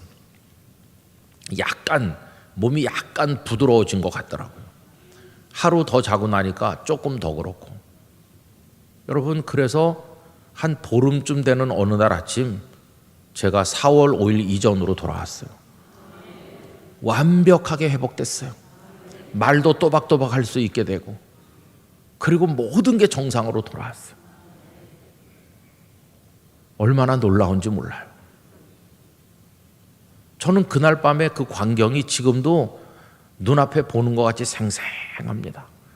그 넓은 예배당의 한가운데 저 혼자 일어났잖아요. 그때부터 제가 이 말씀을 좋아하게 됐어요. 일어나 한가운데 서라. 너 왜 그렇게 낭망하고 왜 이렇게 절망하고 슬퍼하고 있느냐? 깊은 수렁에 빠져서 왜 주저앉아 있느냐? 일어나서 한가운데 서라. 그날 하나님께서 저를 수천 명 한가운데 세워주신 거예요. 한가운데. 그 많은 사람들을 저를 위한 엑스트라로 동원하셔서 저를 위해 박수를 쳐주셨어요. 그렇게 많은 사람에게 박수를 받은 일이 언제 있겠습니까? 정말 놀라운 경험이었어요. 저는 그때 하나님께서 살아계신다는 것과 저를 얼마나 사랑하시는지 그 하나님의 능력을 체험하였습니다. 그리고 그 교회는 그 이듬해 여의도로 이사 갔어요. 그 교회가 여의도 순복음교회고 그 목사님이 조용기 목사님입니다. 여의도 순복음교회가 70만 명이 모이는 세계 최대 교회가 됐는데 그런 교회는 사람의 힘으로 세우는 건 아니죠. 성령께서 반드시 역사하셨기 때문에 가능하다고 믿습니다. 그 후에 너무 커지다 보니까 이런 사람 저런 사람 다 모여들어가지고 문제를 많이 일으켰는데 몇 해 전에 조 목사님 하늘나라에 가시고 제가 그 장례식에 가서 목사님의 큰 영정사진을 보면서 하나님께서 목사님을 이 땅에 보내서 많은 사역을 하게 하신 중에 목사님을 통해 은혜를 얻은 한 사람이 오늘 목사가 돼서 여기 왔습니다. 몇십 년 전으로 되돌아가서 그날 밤 일을 생각해 보게 됐어요. 여러분, 그게 한가운데 세워주시는 거예요. 오늘 여기 주님께서 이 사람을 보고 한가운데 일어서라고 하시잖아요. 저는 우리 속초중앙교회 성도들과 오늘 저녁에 이 자리에 오신 모든 분들 하나님께서 끔찍하게 사랑하시는 하나님의 자녀인 줄로 믿습니다. 하나님은 한가운데 서라고 하세요. 한가운데. 여러분의 인생을 한가운데 세우시기 바랍니다. 저 변두리에 가서 우리 쪼그리고 앉아있지 맙시다. 길을 펴고 어깨를 쭉 펴고 한가운데 우뚝 서는 인생을 살게 되기를 원합니다. 여러 번 사는 인생도 아니고 한 번 사는 인생인데 우리 초라하게 살지 말고 난 하나님이 사랑하는 사람이야. 이런 담대한 믿음을 가지고 한가운데 무대 위로 올라오시기 바랍니다. 근데 문제는 뭔지 아세요? 한가운데 서라고 할 때 설 수 있는 용기가 있나? 그게 문제인 거예요. 여기 이 사람 보고 지금 일어나 한가운데 서라 이렇게 말씀하셨잖아요.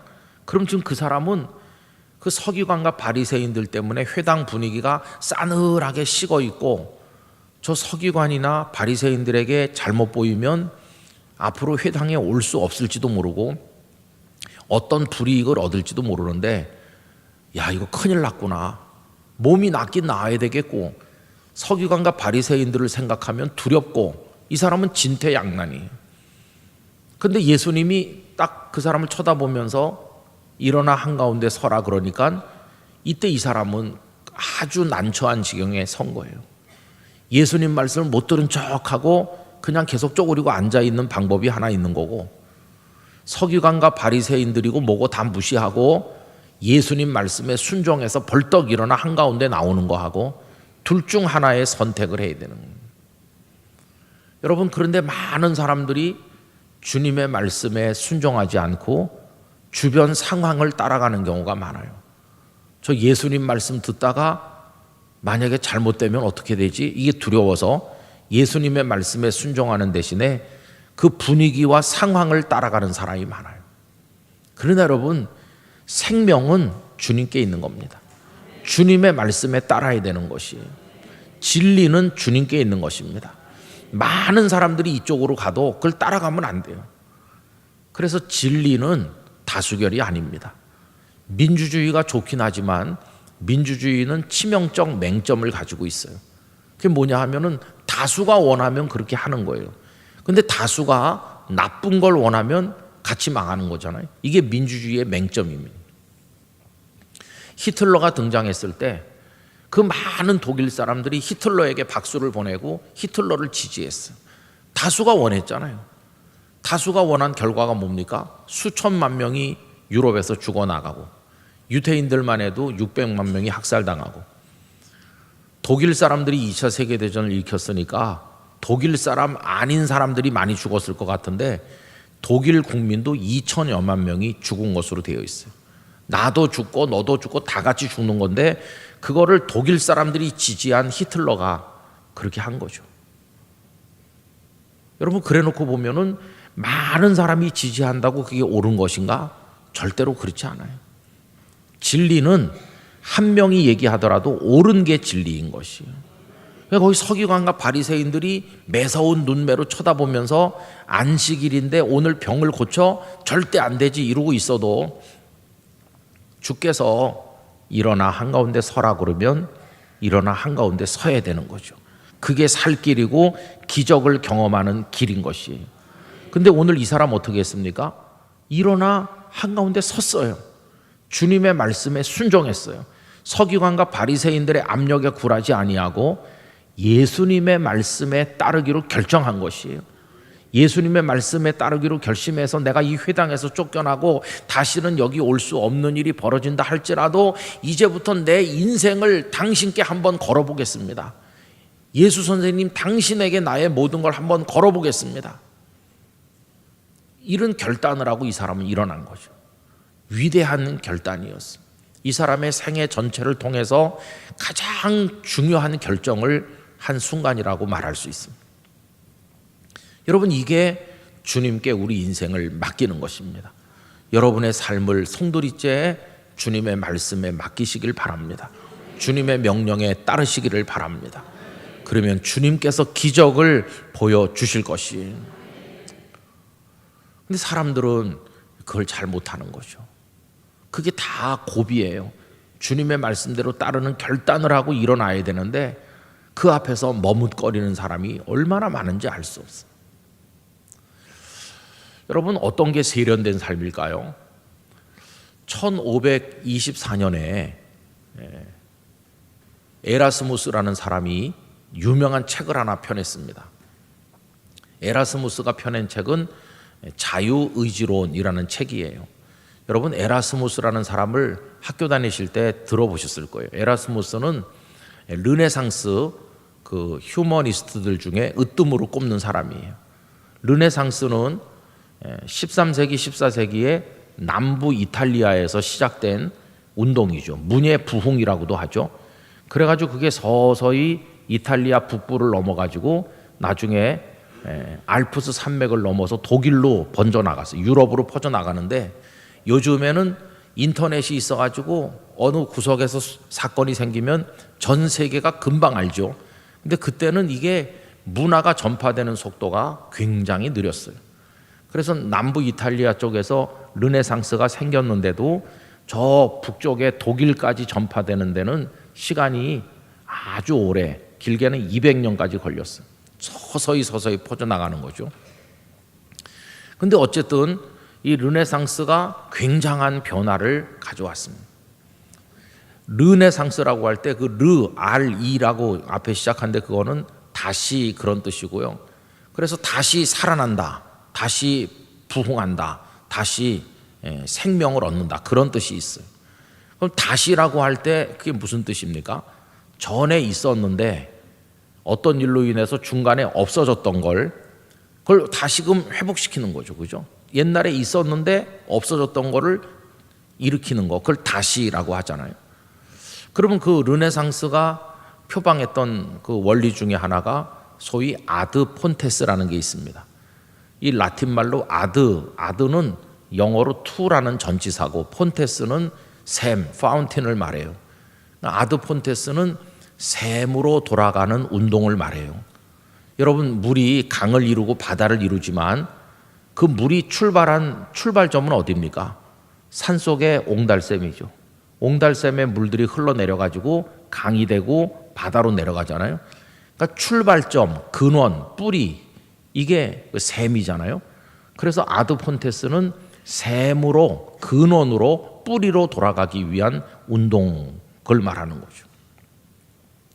그러면서 그 사람들은 인류 문명의 샘, 인류 문명의 뿌리가 어디냐, 그쪽으로 돌아가서 그 근원에 있는 걸 다시 찾아내자, 이런 운동을 펼쳤어요.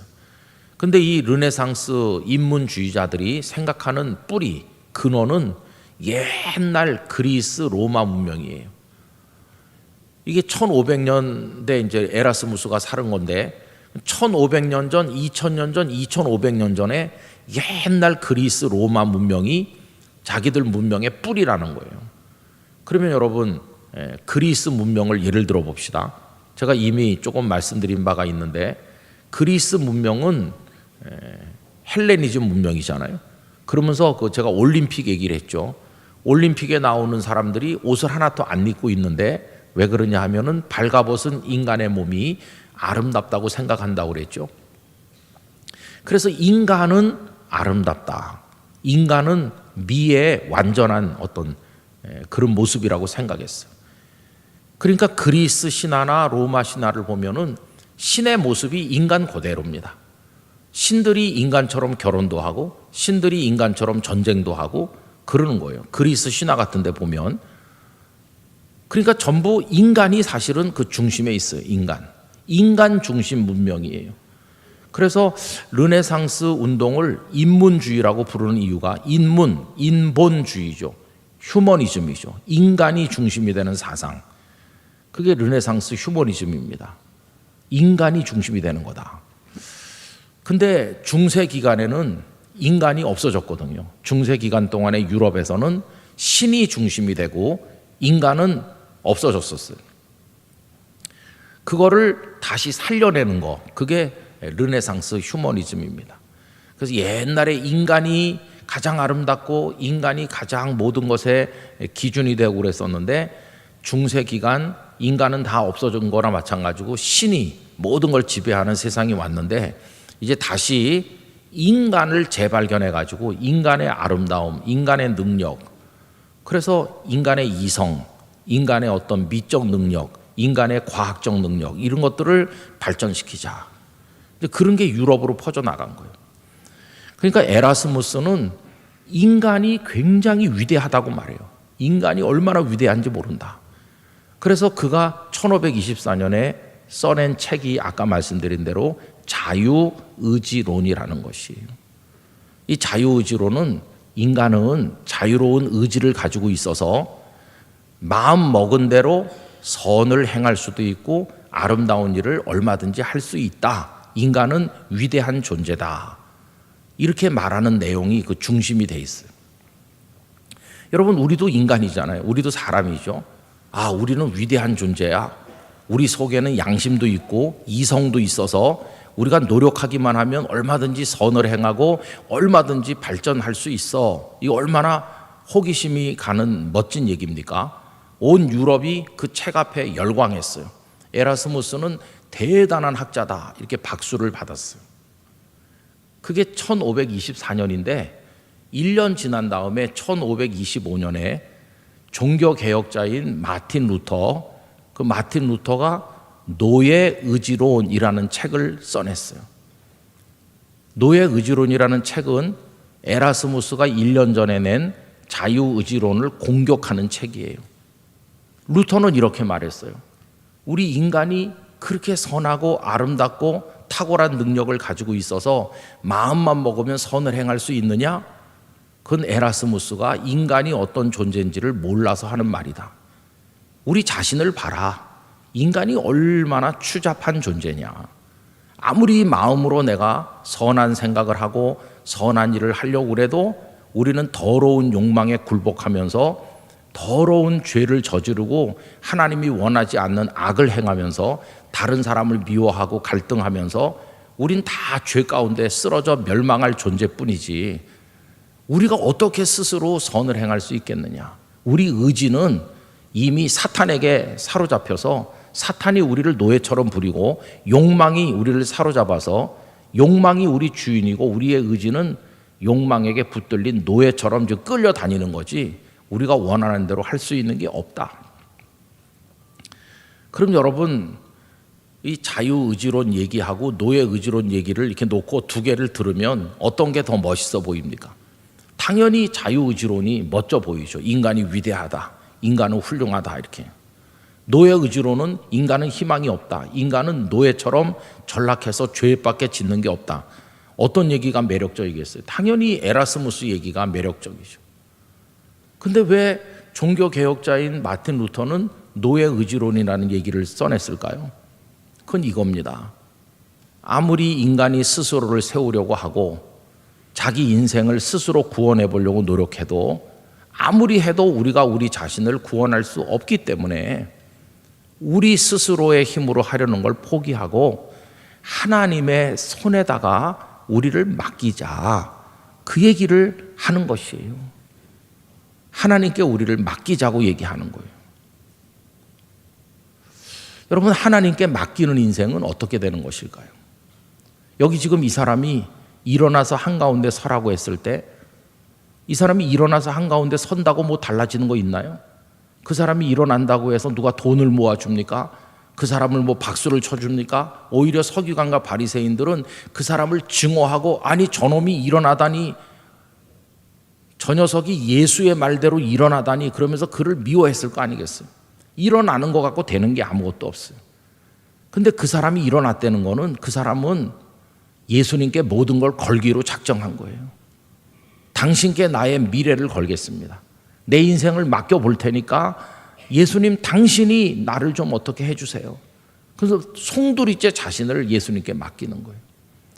여러분, 제가 오늘 저녁에 드리는 말씀은 그걸 하실 수 있길 바란다는 것이, 여러분을 송두리째 하나님의 손에 맡기시기 바랍니다. 주님께 맡기시길 바랍니다. 아무리 생활 계획을 열심히 세워도 내일 일을 알 수 있나요? 내일 내게 무슨 일이 일어날지 우리가 알 수 있나요? 없습니다. 그냥 맡기는 거예요. 하나님의 손에 맡기시기 바랍니다. 그게 일어나라고 할 때 일어나는, 바로 그걸 통해서 우리를 맡기는 거예요. 사람의 인생이 우리 뜻대로 되는 게 아니에요. 제가 오늘 마지막으로 저희 집안 얘기를 좀 말씀드릴 텐데요. 제 아버지, 어머니, 저 이렇게 세 식구가 살았다고 아까 말씀드렸는데, 제 아버지는 참 불쌍한 분입니다. 10년 전에 100세로 돌아가셨어요. 그러니까 연세가 많으시고 일제 초기에 태어나셨어요. 근데 참 복이 없으신 분이에요, 인간적으로 보면. 왜 그러냐 하면은 할아버지가 저희 아버지를 낳았을 때가 20살이었어요. 옛날에는 결혼을 다 일찍 하니까. 그런데 저희 아버님이 4살 됐을 때 할아버지께서 그 동네 전염병이 돌아가지고 동네 사람이 한 3분의 1은 세상을 떠날 때 할아버지가 돌아가셨대요. 저희 아버님은 4살에 아버지를 잃은 거죠. 그리고 어머니하고 동생이 있었어요. 동생은 그때 2살쯤 됐대요. 그리고 할아버지, 할머니가 있죠. 근데 할머니는 평양신학교를 세우신 사무엘 마펫 선교사에게 세례를 받으시고 예수님을 열심히 믿었다고 그래요, 그 옛날에. 근데 할머니가 이제 아들 죽고 난 다음에 며느리를 불러가지고, 며느리는 그때 22살밖에 안 됐대요. 이렇게 말했대요. 얘야, 내가 교회 가서 성경 얘기를 들었는데 나옴이라는 할머니가 있었는데 아들 둘이 죽고 나니까 그 생가부가 된 며느리 둘을 불러가지고 친정으로 돌아가라, 이렇게 말하는 얘기가 나온다. 그래서 나도 오늘 너를 내 곁에 있으면서 우리 늙은 시부모를 봉양해라, 이런 말을 못하겠고, 이제 겨우 너 22살밖에 안 됐는데 어떻게 평생을 살겠니? 그러니 친정에 가서 있다가 좋은 사람 만나서 재혼해서 새 출발해라. 근데 애 둘씩 딸리면 시집가기가 어려울 테니까 4살짜리는 내가 키울 테니까 2살짜리만 내가 데리고 가라. 이래서 그 며느리를 돌려보냈대. 2살짜리 아기를 데리고 엄마가 가버리니까, 그리고 얼마 후에 재혼해서 가버리니까 저희 아버님은 엄마도 없어진 거예요. 아버지는 돌아가셨고 어머니는 가서 재혼했고, 그 옛날만 해도 재혼해서 그렇게 가면 없는 거나 마찬가지입니다. 고아처럼 된 거죠.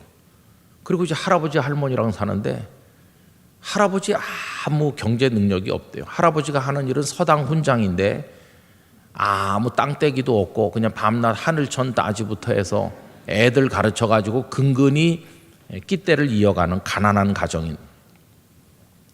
근데 저희 아버님은 학교 문턱에도 가보지 못했어요. 할아버지가 친구들은 학교 가는데 넌 학교 가지 말아라, 나한테 배우면 되는데 왜 학교를 가겠니? 이래서 학교를 안 보내가지고 할아버지 앞에서 한문 배우는 거예요. 친구들은 학교 다니는 걸 얼마나 부러워했는지.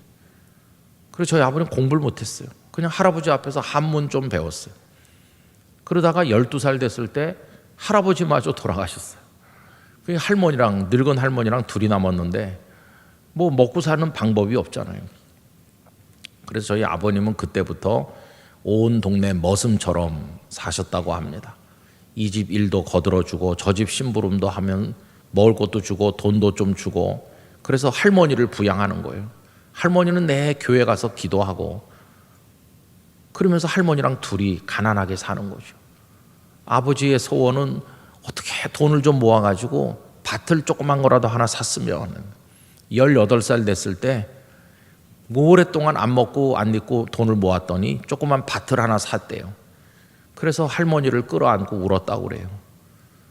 그리고 열심히 사니까 동네 어른들이 저 녀석이 열심히 사는 거 보니까 마누라를 굶기지는 않겠다. 이래가지고 어떤 처녀를 중매해서 저희 아버님도 19살 될 때 장가를 드신 거예요. 그리고 저희 아버님도 20살에 첫 아들을 낳았습니다. 제가 운성인데 그 첫 아들은 덕성입니다. 그래서 제 큰형님 이름이 김덕성이죠. 그리고 이제 시간이 흘렀어요. 여러분, 일제 후반기가 됐을 때 우리나라는 일본 사람들 때문에 징용당하고 정신대 끌려가고 전쟁을 겪으면서 우리나라는 참 민족적으로 불행했지만 일제 후반기에 우리 아버님은 굉장히 행복했다고 그래요. 아들 셋, 딸 넷을 낳아서 키우고 이제는 재산이 많이 늘어나서 부자라는 소리도 듣게 됐고, 교회에서는 안수집사가 되시고 할머니도 건강하시고, 그래서 할머니 모시고 자식을 7명이나 거느리고 이제는 농사도 크게 지면서 잘 사셨대요. 그러다가 8.15 해방을 맞이한 거죠. 해방이 됐을 때 이제는 우리 민족끼리 잘 살겠구나 생각했는데 웬걸요? 조금 있으니까 김일성이 소련군 앞세우고 탱크 몰고 북한 땅에 들어와서 공산사회가 된 거예요. 공산주의는 경험해보지 않은 사람 모른다는 얘기를 많이 하셨어요. 얼마나 무서운 사회인지. 죽이고 뭐. 저희 맏형님도 교회 다닌다고 매일같이 학교에 가서 자아 비판받고 그랬다고 그래요. 근데 그렇게 지내다가 1950년 6월 25일 우리 민족의 비극 6.25 전쟁이 터졌잖아요. 얼마나 많은 사람이 죽었습니까? 그리고 뭐 그 말할 수도 없는 비극이 생겼죠. 그런데 유엔군하고 국군이 서울을 수복하고 다시 밀고 올라가서 압록강 강가까지 도착을 했었는데 중공군이 20만 명이나 인해 전술로 내려오는 바람에 할 수 없이 1951년 1월 4일에 후퇴했죠. 유엔군하고 국군이.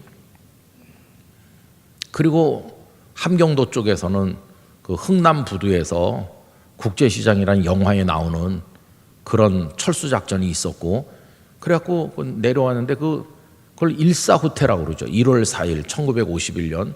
그해 겨울은 유난히도 추웠다고 합니다. 피난민들이 길거리에 넘치고 뭐 시체가 그냥 쌓이는데 계속 그냥 총알이 쏟아지고. 근데 그때 저희 아버님은 생애 최대 비극을 만난 거예요. 할머니하고 아내하고 7남매를 데리고 살았는데 그 일사후퇴 때 가족과 헤어진 거예요. 저희 아버지 혼자 남쪽에 내려왔습니다. 저희 아버님 혼자 내려오고 아무도 못 내려왔어요. 주머니에 가진 돈도 없이 작업복 입은 채로 아는 사람도 없는 남쪽에 내려와서 폐인처럼 저희 아버님이 떠돌아 다니신, 하루에도 수십 번씩 죽고 싶은 생각이 들고 살아서 뭐하나 그런 생각이 들고, 그렇게 험한 세월을 사신 거죠. 피골이 상접해서 그렇게 떠돌아 다녔대. 정신 나간 사람처럼. 하나님 앞에 수도 없이 물어봤대요. 왜 이 모진 목숨을 연명해야 되는 겁니까? 근데 왜 죽지 못했냐 하면, 교회에서 배울 때 하나님을 믿는 사람은 스스로 목숨을 끊으면 안 된다, 그런 걸 배웠기 때문에 그 목숨을 끊질 못하고 부지하셨다고 그래요. 그렇게 떠돌아 다니다가 친척을 한 사람 만난 거죠. 친척 어르신을. 근데 그 어르신이 그 전라남도 남원 쪽에 계실 때 만났다고 그래요. 그분이 하는 말이 너 이렇게 살다가 큰일 나겠다. 휴전선이 막혀서 언제 돌아갈지 모르고 이제 다시 고향에 갈 수 있을지 없을지 우린 모른다. 그런데 이렇게 살면은 안 되겠으니까 정신을 차려라.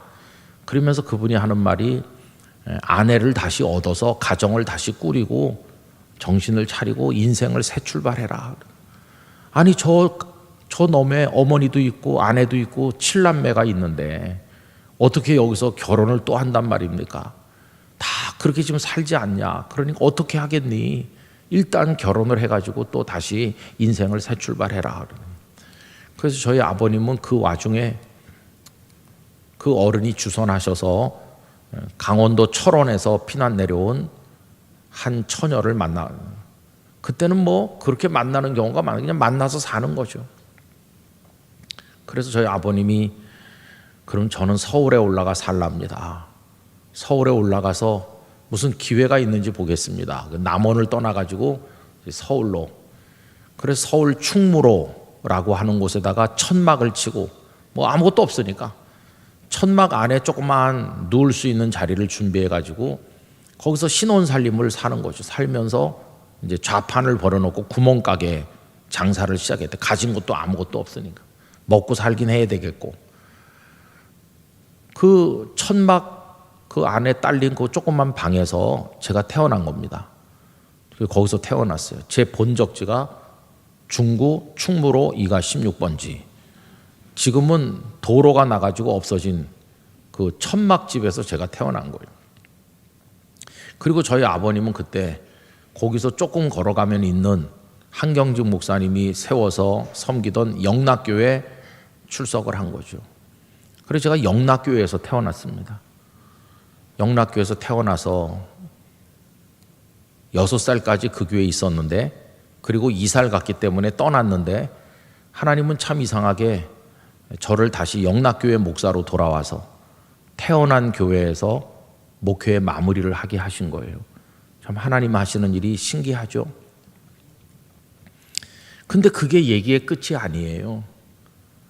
그 천막 가게가 장사가 잘 돼서 그래도 돈을 좀 모으고 재밌게 제가 잘 자라고 이렇게 했는데 제가 2살 됐을 때 어머니가 제 동생을 낳습니다. 제 동생을 아침에 낳고 낮에 돌아가셨어요. 그 어머니가. 그때만 해도 병원에 가서 아기를 낳고 뭐 그런 게 아니어가지고 너무 난산을 하셔서 후유증으로 돌아가신 거예요. 그 천막에 조그만 방에 아무것도 모르는 제가 있고요. 아침에 난 피덩이 동생이 있고요. 그리고 죽은 아내가 누워 있고요. 이게 저희 아버님의 인생이 이게 얼마나 비참합니까? 그런 상황에서 영락교회 성도들이 와서 저희 어머니를 장례를 해주고 피덩이 동생이 문제잖아요. 이 피덩이 동생은 친척이 와가지고 형님 우리에게 주세요. 우리 부부는 아기를 못 낳는데 그 피덩이 우리한테 주면 우리 아이로 키우겠습니다. 그래서 제 동생은 그 집 아이로 자랐. 그리고 저는 이제 아버지랑 둘이 있는 거죠. 얼마나 비참했겠습니까? 그렇게 얼마간 있었는데 또 우리 아버지 못지 않은 사연을 가진 어떤 분이 저를 보더니 내가 얘를 키워서 목사가 되게 하고 싶습니다. 그러면서 제 어머니가 돼주셨어요. 저는 그분이 저의 친어머니인 줄 알고 살았어요. 그 어머니는 12년 전에 92세로 돌아가셨습니다. 그 어머니는 저를 낳진 않았지만은 친어머니보다 더 지극정성으로 사랑하시고 기도하시고 그런 어머니는 없을 거예요. 그 어머니 기도 덕에 제가 목사가 된 겁니다. 아까도 말씀드린 것처럼 하나님 저를 데려가 주시고 이 아이를 살려주세요 기도하던 그분이 그 어머니시죠. 저희 아버님의 인생을 가만히 보는 거예요. 도대체 어떻게 이렇게 고단한 인생이 있나. 근데 여러분 나중에 와서 가만히 보면 하나님 버리신 인생이 아니에요. 인간의 죄악으로 인해서 탐욕과 이념의 갈등으로 이 땅에 인간들이 벌이는 전쟁으로 인해 가지고 희생이 되셨지만 그 와중에도 하나님은 우리 아버지를 버리지 않았습니다. 우리 아버지에게 유일한 자산이 있다면 하나님을 붙든다는 거예요. 하나님을 의지한다는 거예요. 그 제 핏덩이 동생을 남의 집에 보내고 친척 집에 보내고도 매끼 하루 3번 식사할 때마다 내 몸에서 난 자식들 굶지 않게 해주시고 어떻게 하든지 하나님을 믿고 사람 꾸시라면서 살게 해달라고 기도하셨어요. 근데 하나님께서 우리 아버님의 인생을 어떻게 붙드셨나 보세요. 이제 저를 데리고 새로 들어오신 어머니랑 3 식구가 이렇게 살았는데 제 동생은 남의 집에 갔다 오랬잖아요. 근데 이제 걔가 중학생쯤 됐을 때, 고등학생쯤 됐을 때 걔네 그 양아버지, 걔는 그 친아버지인 줄 알고 있었죠. 양아버지가 돌아가셨어요. 그래서 장례를 했고, 그리고는 걔가 고3 됐을 때 멀리 이사 가서 살았는데 그 어머니가 걔를 데리고 찾아왔더라고요. 그러면서 저희 어머님 보고 형님 여기서 하룻밤 좀 잘 수 있게 해주세요. 왜 그러냐 그랬더니 우리가 그때 서울대학교 문 앞에 살았다고 그랬잖아요. 제가 서울대 문 앞에 살면서 서울대를 못 다니고 버스 1시간 타고 연세대학교 다녔다고 그랬는데 얘가 내일 서울대 시험을 쳐야 되는데 잘 데가 없으니까 그래서 우리 집에서 자고 시험을 쳤어요. 근데 여러분 걔가 저의 친동생이라는 거를 저는 중학교 3학년 때 알게 됐습니다. 누가 저한테 알려줬어요. 근데 저는 아는 척을 하지 않았어요. 내가 알고 있다는 기색을 하면 날 키워준 어머니가 섭섭할지 모르겠다. 나중에 때가 되면 내가 말해야지. 그리고 저 혼자만 알고 있었는데 그러니까 친동생이 제 옆에 누워서 자는 거예요. 입시 전날. 얼마나 제 마음이 얘가 내 친동생이다. 그리고 걔는 이제 서울대학교에 합격을 했고 그래서 다니는데 걔가 4학년 됐을 때 저는 신학생이었습니다. 근데 어느 날 학교에서 수업을 받고 있다가 신학교 광나루 장신대 거기 공부하다가 갑자기 걔 생각이 간절한 거예요. 걔를 꼭 오늘 봐야 되겠다. 참 이상하죠. 몇 년 동안 얼굴도 안 보고 살았는데 갑자기 그래가지고 수업을 하다 말고 제가 서울대학교로 달려갔습니다. 광나루에서 서울대 그 신림동 캠퍼스까지 멀잖아요. 달려가가지고 뭐 주소도 모르고 전화번호도 몰라가지고 그냥 무조건 사무실로 찾아가서 내가 아무개 형인데 주소 좀 알려고 왔다 그랬더니 직원이 형이 무슨 동생 주소도 모릅니까? 이러고. 근데 요새는 개인정보법 때문에 알려주지 않는데 그때만 해도 다 이렇게 찾아가지고 주소를 써주더라고요. 주소를 써주는 걸 보니까 멀리 사는 줄 알았더니 뜻밖의 저희 집 가까운 데 살더라고요. 근데 이 연락을 안 해가지고 몰랐던 거예요. 그래서 제가 이제 주소를 가지고 찾아가니까 걔네 집이 부자였었는데 이상하게 조그만 아주 어려운 집에 살고 있더라고요. 아니 왜 이렇게 가난한 집에 살지? 집이 아주 허름하더라고요. 문도 다 열려 있고 들어가 보니까 걔 사진도 있고 걔네 집이 맞긴 맞아요. 근데 아무도 없더라고요. 그래서 그 옆집 아주머니한테 내가 여기 사는 애 형인데 다 어디 갔습니까? 그러니까 걔네 엄마가 지금 오늘 내일 하고 있다고, 위중하다고. 그래서 그 병원으로 쫓아갔어요. 쫓아갔더니 병실에 그 어머니께서 노랗게 병세가 너무 깊은 모습으로 누워있고 제 동생이 그 옆에 쪼그리고 앉아 있더라고요. 가서 보고 그리고는 그때 마침 경상북도에 과수원을 하면서 가 계시던 부모님께 연락을 했어요. 빨리 오셔야 되겠습니다. 그랬더니 아버님 어머님이 그 다음날 아침 첫 차로 서울로 올라오셨어요. 그래서 제가 모시고 그 병실에 갔어요. 그 광경도 잊을 수가 없어요. 저희 아버님이 병실에 들어가니까 걔네 어머니가 우리 아버님에게 마지막 기운을 다해서 침대에서 일어나서 절을 하면서 얼마나 우는지. 아주버님이 맨날 예수님 잘 믿으라고 말했는데 예수 제대로 안 믿고 이래서 병들고 오늘 이 지경이 됐다고 그러면서 그래서 저희 아버님이 눈물을 흘리면서 재수 씨 그렇게 하면서 예수님 잘 믿고 천국 가야 된다고 그러면서 마지막으로 복음을 전하고 믿음의 고백을 받아내고 마지막 기도를 드려주고, 저희 아버님 마음은 얼마나 아프겠어요. 옆에 앉아있는 녀석이 친아들 아니에요, 친아들. 그리고는 이제 우리 가족은 돌아왔는데 그날 밤에 걔네 어머니 돌아가셨어요. 저는 그 병실에서 그 예배드리던 광경이 제 마음에 맺혀 있습니다. 그 어머니가 울면서 그날 밤에 숨 거둘 그분이 마지막 기운을 차리고 울면서 했던 그 얘기가 꼭 이런 것 같아요. 아주버님, 그동안 우리 집한테 아들을 주셔서 우리 부부가 행복했는데 이제 내가 오늘 밤에 가니까 아들 도로 찾아가세요. 그렇게 말하는 것처럼 제 귀에 들려. 저는 그 모든 걸 알고 있었으니까. 그래서 이제 그 아버님이 주선을 해가지고 장례를 했습니다. 장례를 마치고 영구차를 타고 내려오는데 걔랑 나랑 나란히 앉았어요. 내려오면서 제가 이렇게 말했습니다. 손을 꼭 잡고, 내가 하는 말 잘 들어라. 지금 묻고 내려오는 어머니는 너의 친어머니가 아니다. 너와 나의 친어머니는 너를 낳고 그날 돌아가셨고 저 앞에 계신 분이 너와 나의 친아버지시다. 이렇게 말해줬어요. 걔가 얼마나 놀랐을까요? 그리고 집에 와가지고 아버지가 처음으로 우리 둘을 앉혀놓고 말했어요. 6.25 이후에 그 고통스러웠던 세월, 그 천막집에서 제가 태어나고 제 동생이 태어나고 어머니 돌아가시던 얘기, 너희 둘이 같은 아버지 어머니 밑에서 난 친형제라고 하는 얘기, 옛날 얘기를 다 해주시고, 절 키워주신 어머니는 옆에서 흐느껴 울고, 그러면서 이제 동생을 찾은 거예요.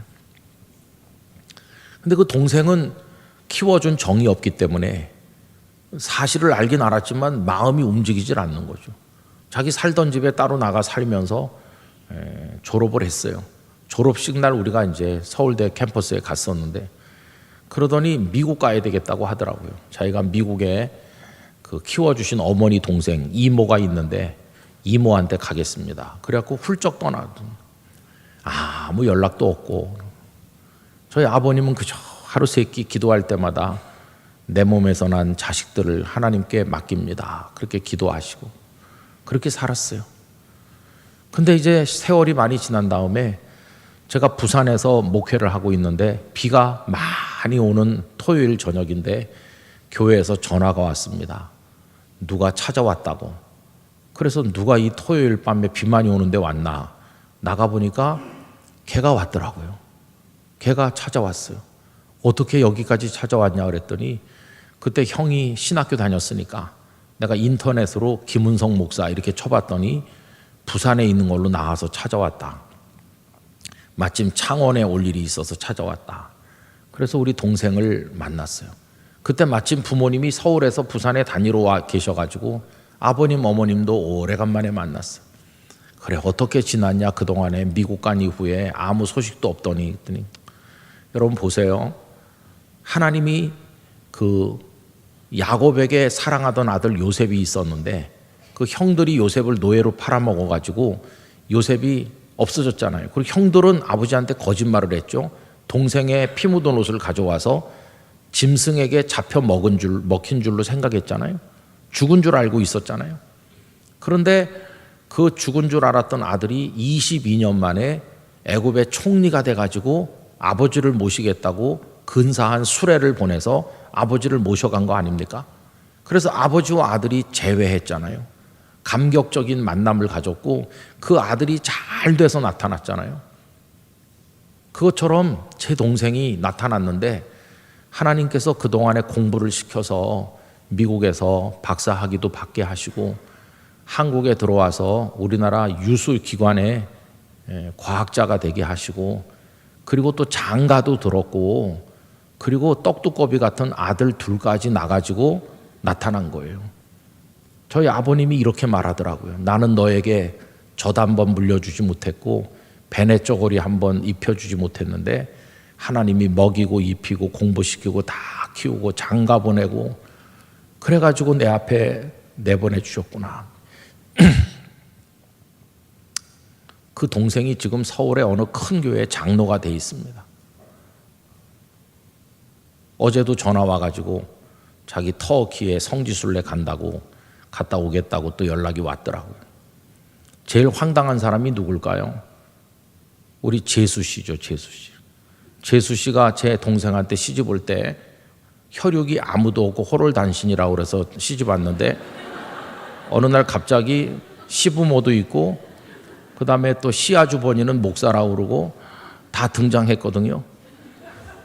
그래서 제가 저희 부모님 모시고 우리 그 재수 씨 부모님하고 양쪽 상견례를 했어요. 인사하고. 재수도 얼마나 신앙생활 잘하는지. 제 아버님 돌아가신 날 우리 동생 가족들이 다 상복 입고 와가지고 상주 노릇을 하니까 제가 목회하던 교회 성도들이 우리 담임 목사님이 독생자라고 그러는데 이게 저희 아버님께서 세상을 떠나시기 몇 년 전에 이렇게 두꺼운 대학 노트 한 권을 저에게 주셨어요. 이거 내가 공부는 제대로 못했지만 내가 배운 글로 내 일생을 기록한 책이다. 일생을 기록한 글이니까 읽어봐라.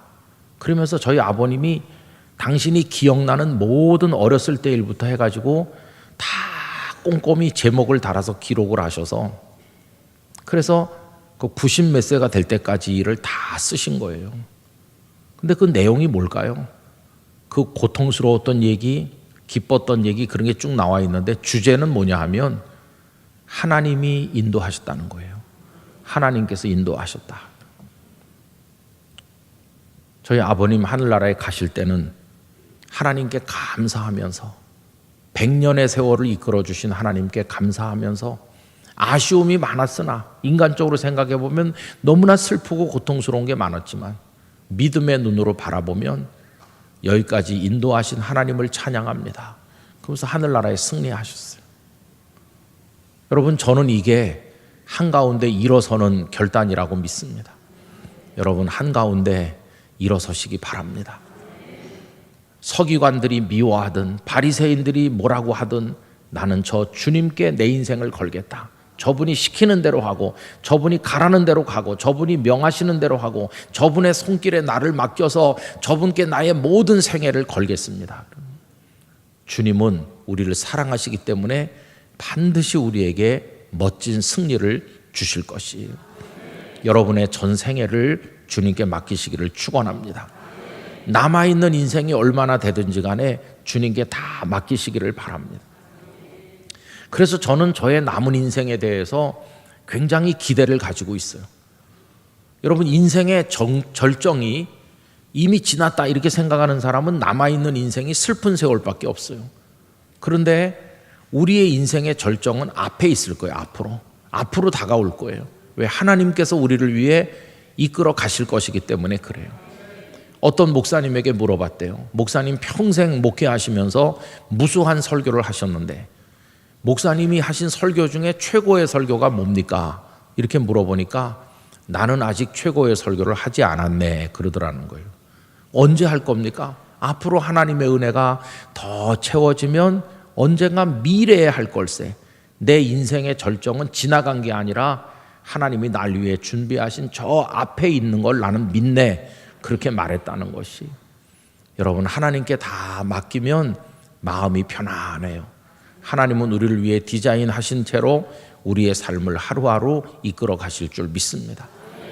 오늘 초대받아 오신 여러분, 보험 드는 마음으로라도 하나님을 믿으셔야 되고 그 하나님께 여러분의 인생을 맡기시기 바랍니다. 일어서시기 바랍니다. 그렇게 하면 하나님은 놀라운 기적을 우리에게 주실 것입니다. 이제 요만큼 하고 시간이 됐기 때문에 다음 회차 드라마는 내일 새벽에 계속하도록 하겠습니다. 다 같이 기도하도록 하겠습니다.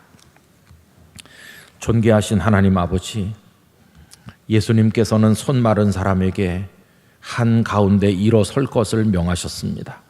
어려운 일이었습니다. 서기관과 바리새인들을 극복해야 되는 용기 있는 행동이었습니다. 그런데 주님이 요구하셨을 때 그는 주님께 자기 인생을 맡기기로 결심하고 일어나 한가운데 섰습니다. 주여, 저희도 그렇게 하게 하여 주옵소서. 주님께 맡기기를 원합니다.